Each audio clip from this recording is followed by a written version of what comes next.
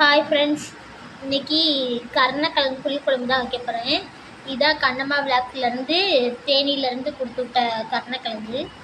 இதை வச்சு தான் இன்றைக்கி அவங்க கொடுத்த பொடி, மசாலா பொடியை வச்சு புளிக்குழம்பு வைக்க போகிறேன். வாங்க.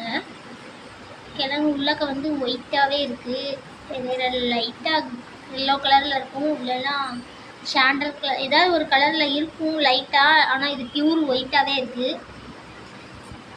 இதுதான் கருணக்கிழங்குன்னு சொன்னாங்க. சரி, இந்த குழம்பு அன்னைக்கு இந்த கிழங்குல குழம்பு வச்சு பார்ப்போமே. ஓகே, குழம்பு வைக்கிறத பார்ப்போம்.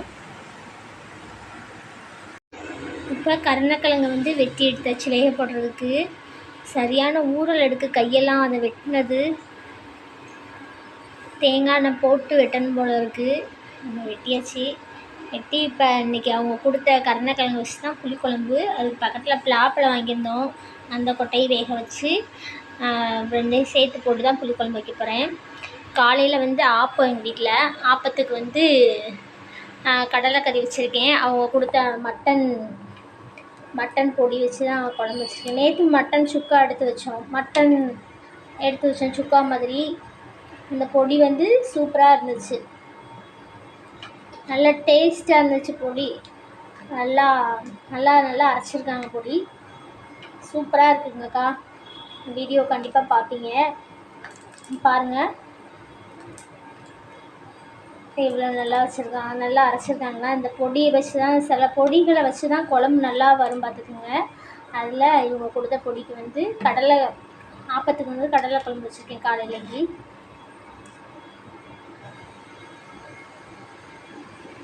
சூப்பராக இருக்குது. சம்பா பச்சரிசியில் ஆப்பம் போட்டிருக்கேன் அரைச்சி. சம்பா பச்சரிசி ஆப்பம், கடலை குழம்பு சூப்பராக இருக்குது.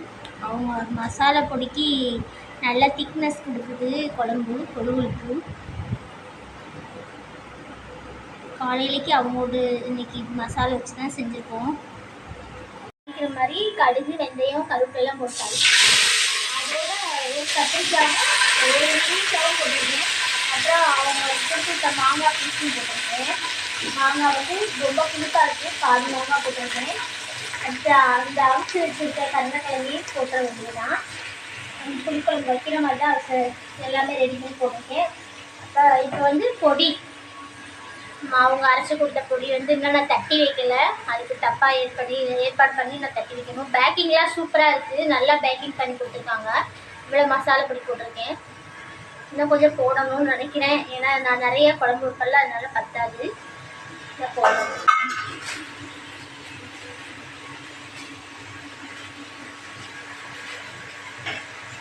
கூட கொஞ்சம் போட்டுருவோம். அவ்வளோதாங்க, அவங்க பொடி தான் போட்டிருக்கேன். இன்றைக்கி அவங்க பொடியை வச்சு சாப்பிடுவோம். கொண்டக்கடலை குருமா செம்மையாக இருந்துச்சு. இப்போ நம்ம புளிக்குழம்பு வச்சாச்சு. அவங்க கண்ணம்மா விலாஸ்லேருந்து வந்த மசாலா பொடி வச்சுருக்கேன். குழம்பு செம்மையாக இருக்குது. சாப்பிட்டு பார்த்தோம். கிழங்கு நல்லா வெந்திருக்கு, கருணக்கிழங்கு நல்லா வெந்திருக்கு. இந்த கிழங்குல நாங்கள் இன்றைக்கி தான் ஃபஸ்ட்டாக வச்சுருக்கோம்.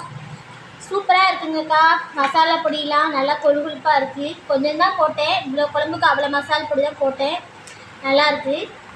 பாருங்கள், திக்னஸ்ஸாக இருக்குது. நான் கடையில் தான் இவ்வளோ நல்லா பொடி வாங்கி போட்டுட்ருந்தேன், அரைக்க நேரம் இருக்காது.